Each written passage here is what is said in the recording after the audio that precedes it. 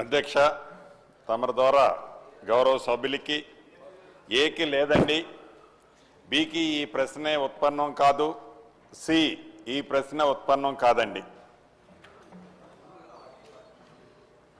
గౌరవ పాయల్ శంకర్ గారు. అధ్యక్ష, మంత్రి గారికి నేను అడిగినటువంటి ప్రశ్న ఏంటంటే, ఈ రాష్ట్రంలో ధరణిలో పెండింగ్లో ఉన్నటువంటి అప్లికేషన్లు ఎన్ని, ఏ స్థాయిలో ఆ అప్లికేషన్స్ ఉన్నాయో చెప్పవలసిందిగా మంత్రి గారిని అడిగిన. నిన్న మంత్రి గారు భూభారతి బిల్లు ప్రవేశపెడుతూ చాలా విషయాలు దాంట్లో స్పష్టంగా చెప్పిండ్రు.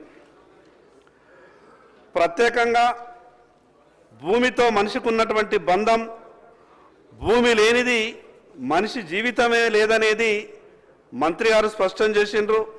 దాంట్లో పూర్తిగా వాస్తవం ఉన్నది. మాకు అనిపించింది అధ్యక్ష, ప్రశ్న దానికి రిలేటెడ్ కాకపోయినప్పటికీ ఈ ధరణిలో పడ్డటువంటి కష్టాలు అన్నీ ఇన్ని కావు. సరే, కొత్తగా ప్రభుత్వం భూభారతి అని పేరు మారుస్తుంది. పేరు మారిస్తే కూడా కానీ పేరు మార్పుతోనే సరిపోదు, చాలా ప్రయత్నాలు చేసినట్టు అనిపిస్తుంది. కానీ ఇంకా చేయాల్సింది చాలా ఉన్నది. ధరణి ప్రవేశపెట్టినటువంటి పరిస్థితి ఎంత విచిత్రకరంగా ధరణి పనిచేసిందంటే సార్, బాలనాగమ్మ అనే ఒక నాటకం ఉన్నది సార్. మీరు కూడా గ్రామీణ ప్రాంతం నుంచి వచ్చిన వాళ్ళు కాబట్టి ఆ నాటకం చూసినరేమో అనుకుంటున్నా. దాంట్లో చిలకపానం అంతా కూడా మాయల పకీరు చేతులు ఉంటుంది. మాయల పకీరు ఏడున్నా కూడా చిలక ఎట్లా చెప్పుతే అట్లా ఆడుతుంది. అందరికి అర్థం కాదు. ఈ చిలకేంది, మాయల పకీరేమో కనిపిస్తలేడు, కానీ చిలక మాత్రం మాయల పకీరు చెప్పినట్టే ఆడుతున్నదని అక్కడ చూసే వాళ్ళకి అందరికీ అనిపిస్తుండే. ఈ ధరణి కూడా భూమి ఏమో ఆదిలాబాద్లో ఉంటుండే, హైదరాబాద్ నుంచి అది ప్రొహిబిటెడ్లో ఉండాలన్నా లేదా ఇంకో దాంట్లోకి పోవాలని ఇక్కడికి వెళ్ళే మొదలవుతుండే. ఇక్కడ ఉన్నటువంటి మాయల పకీరు ఎట్లా ఆడిస్తే అట్లా ఆడింది ఆ ధరణి. కానీ అక్కడ ఉన్నటువంటి పట్టేదారు నా పట్టా భూమిది, నా తాత ముత్తాతల నుంచి వచ్చినటువంటి ఆస్తి, నేను దీన్ని అమ్ముకుంటా అంటే మాత్రం ఆ ధరణి ఒప్పుకోకపోతుండే. ఎప్పటిదాకానైతే మాయల పకీరు ఇషారా రాకపోతుందో, ఎక్కడిదాకానైతే మాయల పకీరు ఆ చిలకకు ఎప్పుడో అప్పటిదాకా రైతు తన పట్టాలు ఉన్నటువంటి సొంత భూమిని కూడా అమ్ముకోలేనటువంటి పరిస్థితిలో ధరణి ఉండే.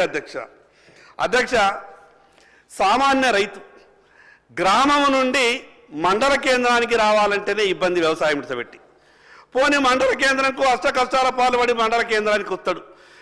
ఆ తహసీల్దార్ అంటుండే నా దగ్గర ఏమీ లేదు, ధరణి వచ్చిన తర్వాత అంతా పైననే ఉన్నదని.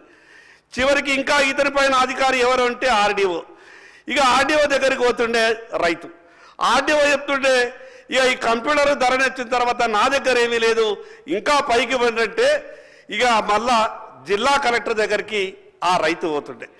జిల్లా కలెక్టర్ అంటుండే నా దగ్గర మిగతా అధికారాలు ఉన్నాయి, కానీ ఈ ధరణికి సంబంధించిన అధికారాలు నా దగ్గర లేవు, ఎక్కడికి పోవాలా సారు అని జిల్లా కలెక్టర్ని అడిగితే ఇది హైదరాబాద్లో CCLA అనే ఆఫీస్ ఉంటుంది, ఆ CCLA అనే ఆఫీసులో పోతే అక్కడ ఒక శిలక ఉంటుంది, మాయల పకీరు ఎప్పుతా శిలక పనిచేస్తుంది అని అంటే ఈ రైతుకు అర్థం కాక సంవత్సరాల పాటు తిరిగి తిరిగి అద్దపావు చేరుకు పరికి ఏదో కోట్ల రూపాయలు ఉన్నటువంటి భూమిని కూడా లక్షల రూపాయలకు అమ్ముకొని ఆ రకంగా రైతులు ఇబ్బంది పడ్డటువంటి సంగతి మనందరికీ తెలుసు.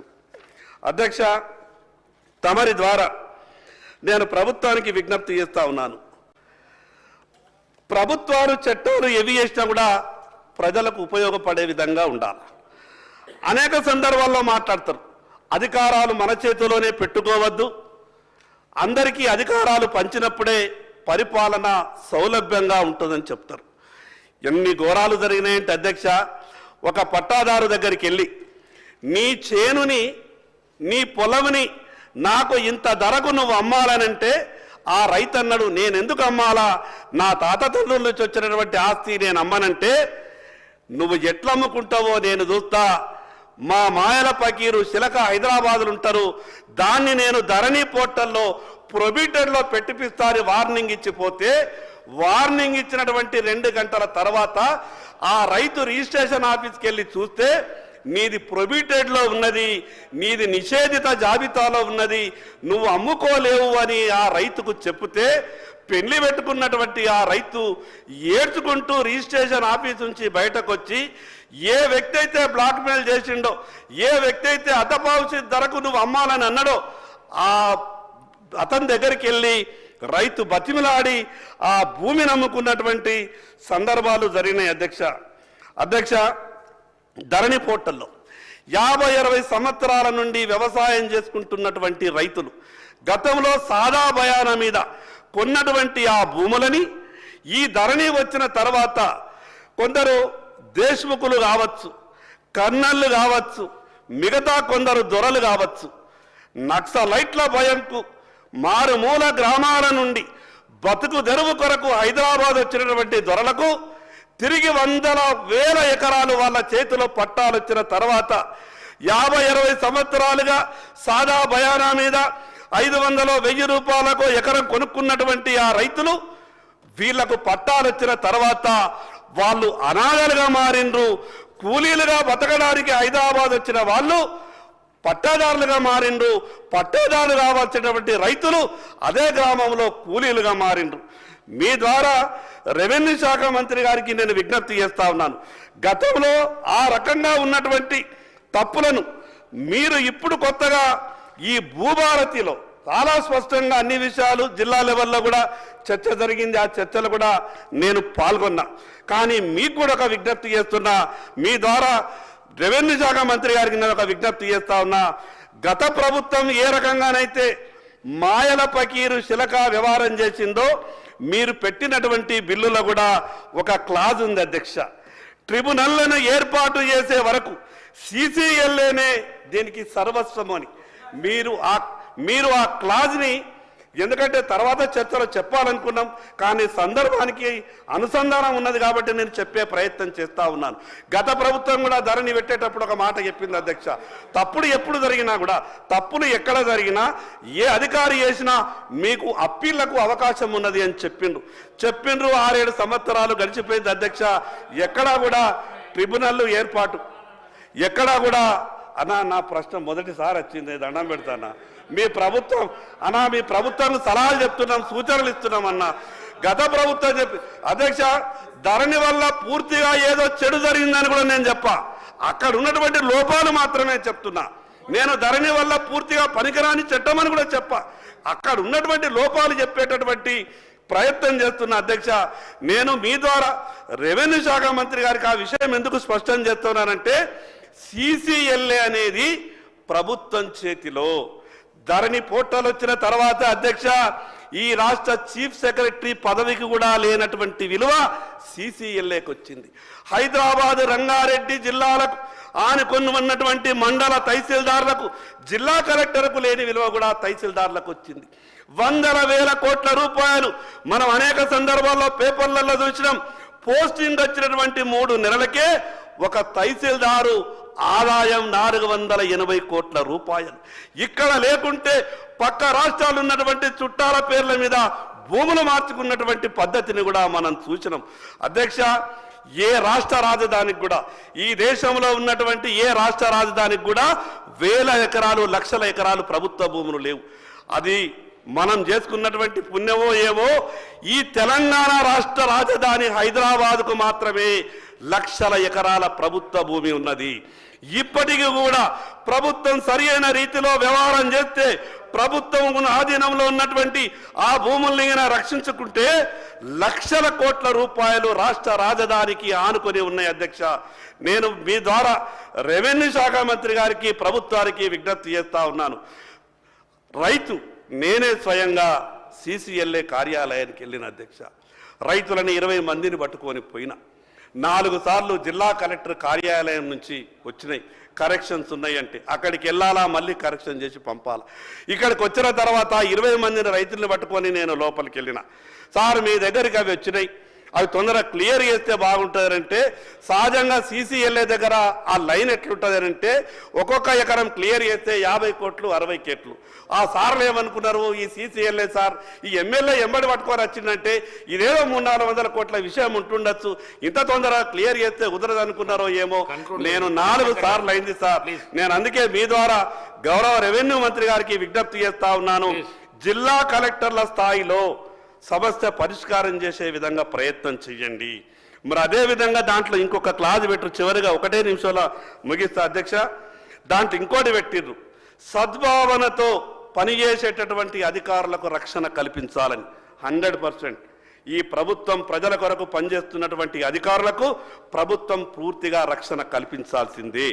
అంత మాత్రాన వాళ్ళ మీద దావాలు వేయడానికి వీలు లేదు అని క్లాజ్ ఏదైతే పెట్టిండ్రో ఆ క్లాజ్ని తొలగించే విధంగా ప్రయత్నం చేయాలా.